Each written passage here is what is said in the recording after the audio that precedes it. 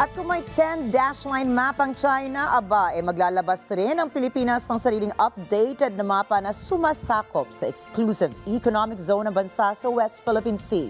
Ang nasabing mapa ay ilalagay pa sa mga website ng pamahalaan. Si Vin Pascua para sa balita. Para mapalawak ang impormasyon na sakop ng exclusive economic zone ng bansa ang West Philippine Sea at ang Philippine Rice, maglalathala ng libro at upgraded maps ang National Security Council o NSC kung saan tutukuyin ang mga ito. Ia-upgrade din ng NSC ang mapa ng Pilipinas saka ipopost sa government websites at iaalok sa mga bookstore. Ang WPS na tinawag ding Spratlys o mga reef ay kinabibilangan ng Mabini, Mackennan, Calderon, Kagitingan at Burgos.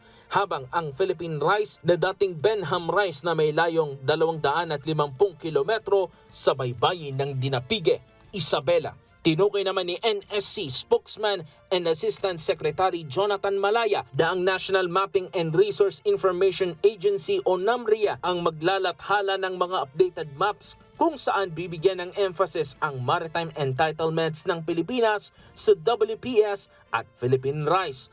Nauna ring inaprubahan ng UN Commission on the Limits of the Continental Shelf ang aplikasyon ng Pilipinas na palawigin ang limitasyon ng continental shelf nito na lampas sa 200 nautical miles mula sa mga basic shoreline sa silangan ng isla ng Luzon. Ang 13 million hectare continental shelf na tinawag na Benham Rice ng mga marinero ay pinalitan ng pangalan na Philippine Rice. Vin Pascua para sa mata ng Agila. Matatag, matapang, matapat.